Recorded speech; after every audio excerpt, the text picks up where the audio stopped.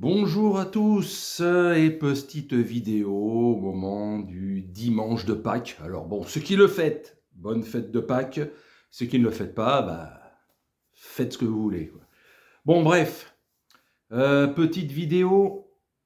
Depuis quelques jours, je vois des choses, vous savez, on profite de nos chaînes pour donner notre avis sur certains thèmes, certains sujets parfois qui... Bon, concernant ce que j'entends sur la fille de Luis Enrique, vous savez, la petite fille qui est décédée il y a quelques années d'un cancer des os, enfin un truc, pour tout parent, le drame absolu, quoi. C'est perdre un de ses enfants jeune dans ces conditions-là. Comment ça doit vous détruire là-dedans une grande partie de votre vie. Luis Enrique a trouvé une force morale après quelques mois où il était au fond du trou, normal.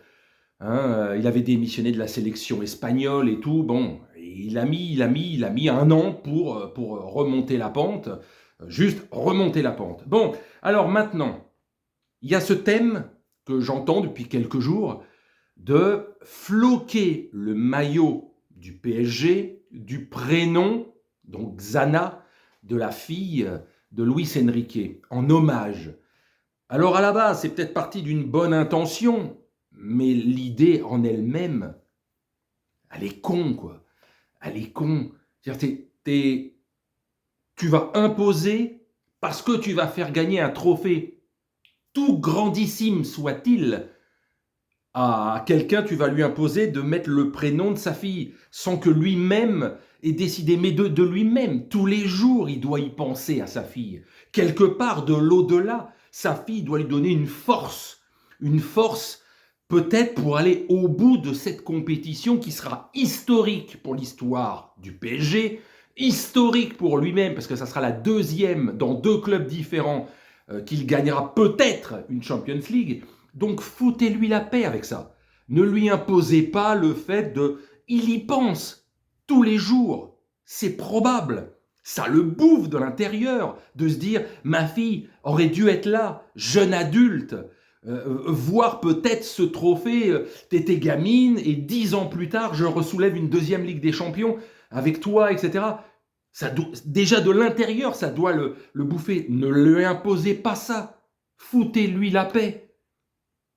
Déjà, en tant que parent, ceux qui imposent ça, si vous êtes parent et qu'on vient vous faire chier avec ça, et me cassez pas les couilles avec ça. Oui, c'est du respect à la base, mais ne l'emmerdez pas, ne commencez pas à lui pourrir la tête avec ça.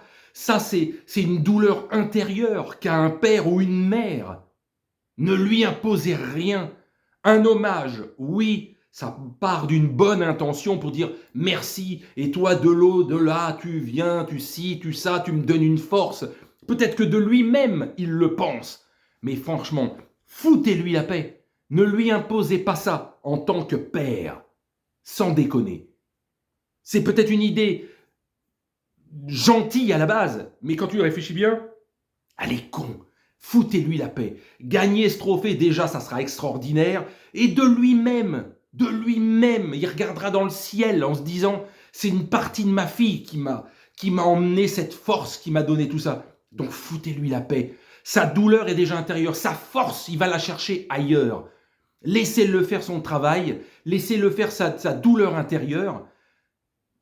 Voilà, c'est tout, c'est tout. Il n'y a pas de méchanceté dans ce que je dis, mais ceux qui proposent cette idée-là et qui disent « on va tous le faire », si vous êtes vous-même parent, vous vous dites « foutez-moi la paix ». Ou alors vous n'êtes pas normaux, genre « on veut faire du spectacle et tout ça ». Non, non, non, non, non, non. Que de lui-même, il fasse ce signe vers le ciel parce que quelque part, elle lui donne cette force. Oui, mais c'est lui, et lui seul et personne d'autre. Voilà. Salut.